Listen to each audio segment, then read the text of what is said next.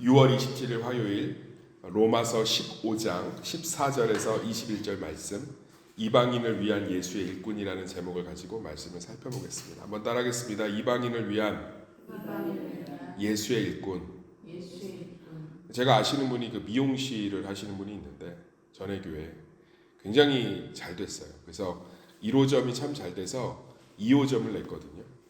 2호점을 내고 한 2년 뒤에 2호점을 폐업하신다고 하더라고. 그래서 아니 집사님 왜 1호점 잘 됐는데 2호점 폐업하세요? 그랬더니 2호점은 잘 안 돼서 수익이 나지 않아서 마이너스 지출만 생겨서 문을 닫으려고 합니다. 그 얘기를 들으면서 제가 한 가지 묵상이 되었어요. 가게의 목적은 영업이익을 내는 거죠. 이윤창출이죠. 그러니까 이윤창출이 안 되면 문을 닫아야죠. 그게 맞는 거예요. 그럼 교회의 목적은 뭘까요? 교회의 목적. 교회의 목적. 제가 어제 그냥 갑자기 삘이 꽂혀갖고 그 다른 교회들 있잖아요. 다른 교회들 창립 기념일 날 설교들을 좀 한번 뚝 들어봤어요. 그냥 뭐 창립 기념일 교회가 뭐 한 20년, 30년, 40년, 50년 됐을 때 어떤 메시지들을 하나. 참 놀라운 거예요. 소름 끼치는 걸 발견했어요. 굉장히 지금도 역동적이고 성도들의 축복 가운데 교회가 성장하는 교회는 창립 기념일날 무슨 고백들을 많이 하냐면 우리가 어떻게 선교했는지, 우리가 어떻게 전도했는지, 우리가 어떻게 가난한 자를 도왔는지. 근데 교회가 점점 시간이 흐를수록 그 힘과 세력을 잃어가는 교회들의 설교들 들어보면 예전의 추억을 붙들고 있어요. 우리가 체육대회 때 얼마나 즐거웠는지, 우리가 밥해 먹으면서 얼마나 재밌었는지, 우리가 소풍 가서 얼마나 좋았는지, 우리가 계곡에서 깨벗고 백숙 먹으면서 얼마나 행복했는지. 거의 제가요 혁명적인 어떤 소름을 좀 느꼈어요. 오늘 이 본문 말씀을 좀 이해하려면 쉬워요. 사도 바울이 이제 동방 이 아시아에 대한 선교를 마치고 여기 예루살렘으로부터 두루 행하여 일루리곤이 이태리 반도거든요. 이탈리아. 이제 서부 사회, 그러니까 서양 쪽으로 서쪽으로 선교를 가는데 선교 좀 도와달라 이 얘기예요. 14절에서 21절. 그런데 이 배경을 좀 이해하면 본문이 좀 더 입체적으로 살아납니다. 제가 로마서 시작할 때 얘기를 했었는데 로마 교회는 아주 독특하게 시작됐어요. 들어보시면 재밌습니다. 대부분은 사도들이나 교사들이 세웠죠. 그러니까 목사님이 세웠다고요. 이 초대교회들은. 그런데 로마 교회는 누가 세웠냐? 그 사도행전 때 로마에 있는 사람들이 예루살렘에 놀러 왔어요. 로마에 있는 유대인들이 얼마나 부유하겠어요. 한 수도와 제국의 수도에 있는 사람들인데. 근데 놀러 와서 오순절 마가다라 빵 때 은혜를 경험한 사람들이 설 수 있었어요. 이 사람들이 돌아가서 그 로마에서 교회를 세웁니다. 교회를 세우니까 이 얼마나 그 유대인들 사이에 충돌이 좀 있었겠어요.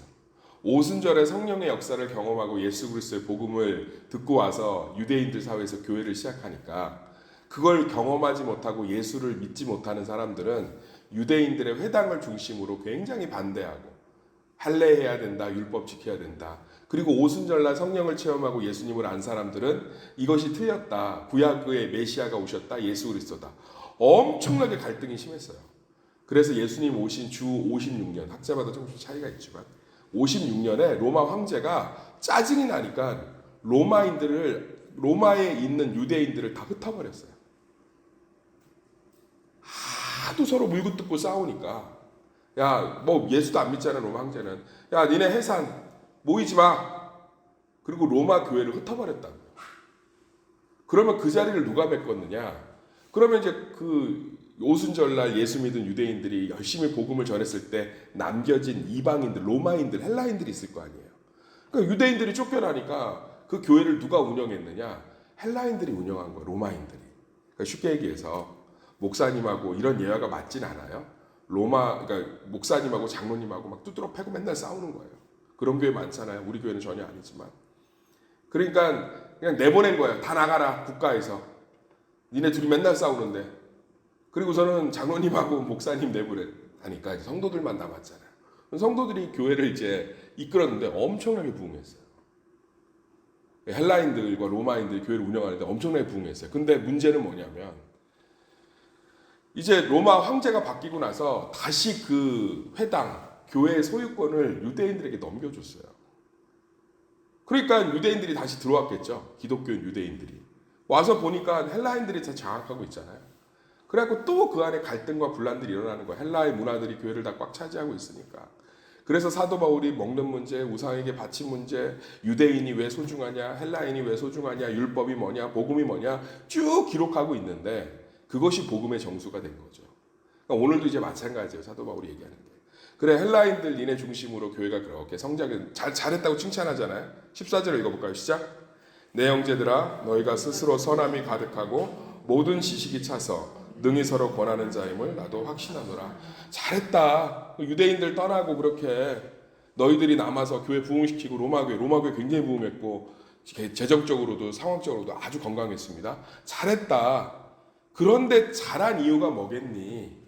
선교하고 전도하기 위함이지 너희들을 위한 게 아니다. 이 얘기를 하고 있는 거죠. 사랑하는 세수막교 성도님들, 제가 서두에 밝혔죠. 가게가 이윤을 창출하지 못하면 문을 닫는 게 맞습니다.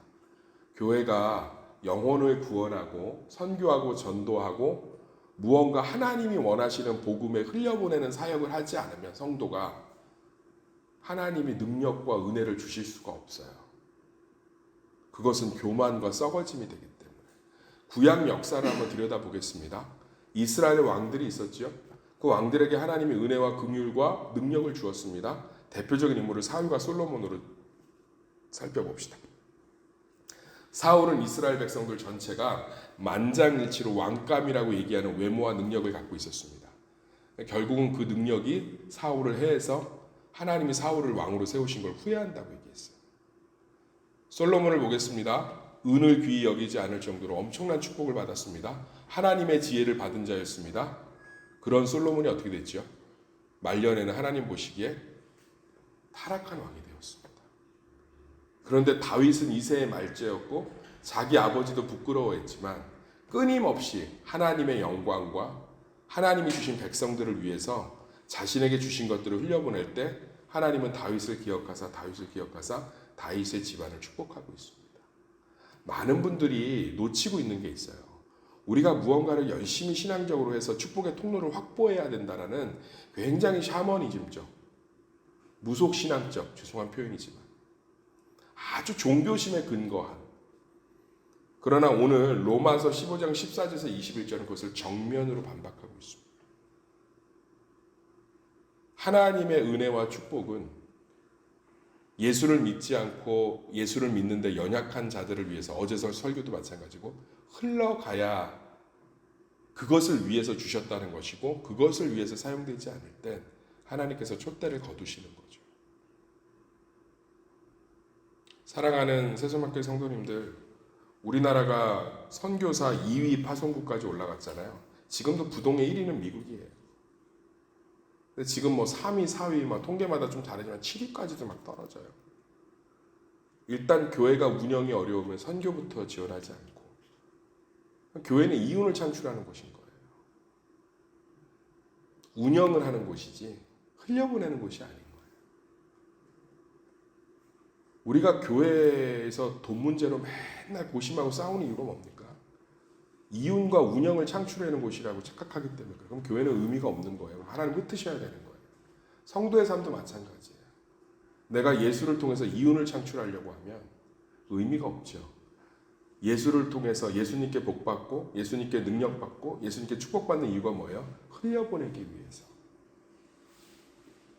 자녀들에게도 그런 신앙의 가치관을 심어주셔야 돼요. 누군가에게 도움이 되고 세상의 빛이 되고 소금이 되고 누군가의 아픔을 끌어안고 누군가를 즐겁게 하고 누군가를 유익해 하는 일에 너의 삶을 쏟아라. 그런 비전을 가질 때 하나님께서 그 사람에게 능력을 주시고 길을 열어주시는 줄 믿습니다. 우리 새롭게 한번 축복의 통로들을 열어갔으면 좋겠어요. 끊임없이 내 성장과 성공과 내 안정을 위한 신앙생활이 아니라 흘려보내는 것들을 통해서 하나님의 새롭게 채우신 분을 경험하는, 저는 우리 성도들이 어제도 얘기했지만 일터의 축복이 넘치길 소망합니다. 자녀의 축복이 넘치길 소망합니다. 그래서 끊임없이 어떠한 상황 속에서도 흘려보내려고 합니다. 그래서 하나님의 채우심과 하나님의 은혜를 경험하시기를 예수의 이름으로 축원합니다. 저는 어느 교회를 가든지 선교를 회복하고 큐티를 회복합니다. 생명을 걸고 이 두 가지 사명을 충실히 감당합니다. 5년 정도 되면 그 사역의 열매와 정착이 시작되기 시작합니다. 저는 선교의 사역들, 전도의 사역들을 꾸준히 교회를 세워가는 목적과 방향으로 잡았을 때 그 공동체의 구성원들이 성도들의 삶의 물질과 영적인 것들과 삶의 풍성함들이 정말 새롭게 채워지는 것들을 정말 많이 경험했습니다. 저의 경험에 근거하는 것이 아닙니다. 이것은 성경이 말하고 있는 예수 그리스도의 사명이고 교회의 존재 목적이며 성도를 세우시고 부르시고 택하신 이유인 줄 믿습니다. 소수이지만 다수는 아니에요. 예수님께 칭찬받은 7교회 중에서 2교회 빼놓고 5교회는 꾸중받았잖아요.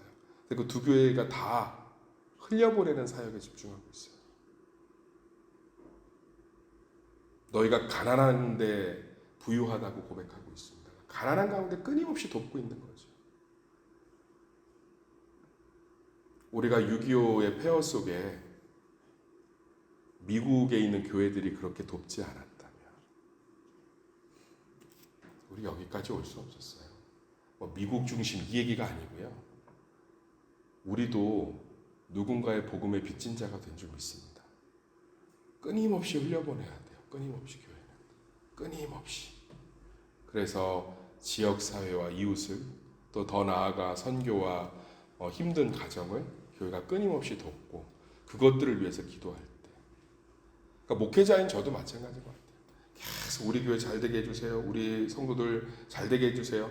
여기에만 집착해 있으면 우리가 정말 성도들의 아픔들을 끌어안고 정말 지역사회의 아픔들을 끌어안고 또 우리가 정말 우리를 희생해서 그들의 삶들을 세워가는 것에 우리의 삶을 맞추면 우리 삶에 있는 문제가 큰 문제가 되지 않는 것들을 보게 됩니다.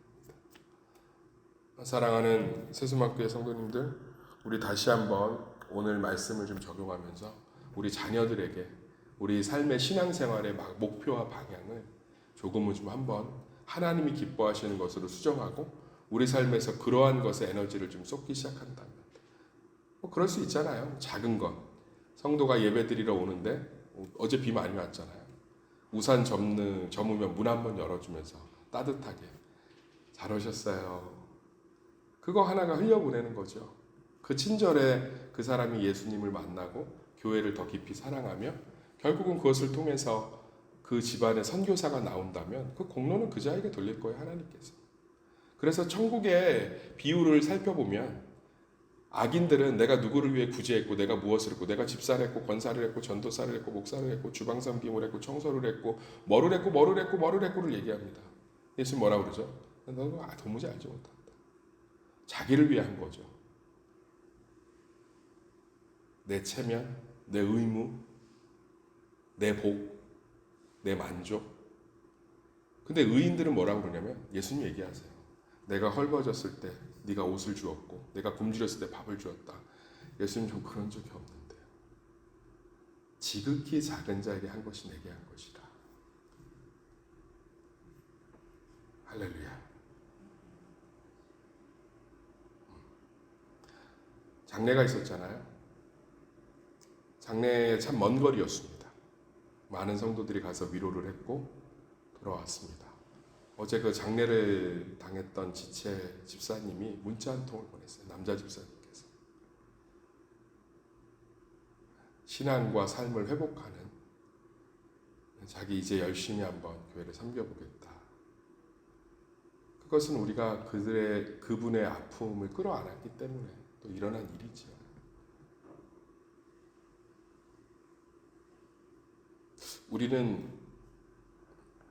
우리 교회는 왜 존재하는지. 저는 다음 세대에 참 많잖아요. 어린아이들 보면 두려울 때가 있어요.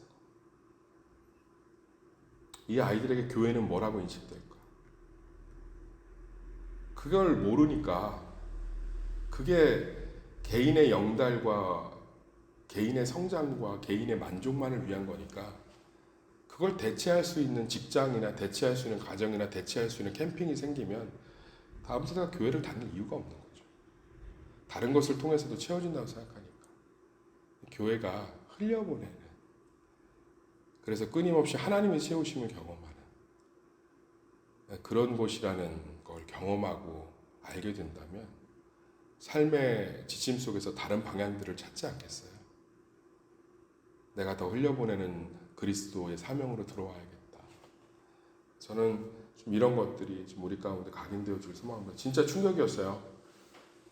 각 교회들의 창립 기념일 날 지금도 역동적인 성장을 하는 교회들은 정말 겸손하게 우리들이 무엇을 흘려보냈고 더 흘려보내야 하며 우리가 어떠한 사명들을 짊어졌고 그것들 가운데 하나님이 어떤 은혜를 주셨는지.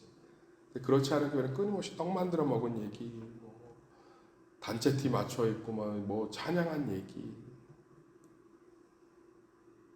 그걸 비난하는 것이 아니라 그걸 하는 목적조차도 우리가 흘려보내기 위한 것이 될 때 교회와 성도는 하나님의 세물의 축복과 풍성이 넘치는 줄 믿습니다.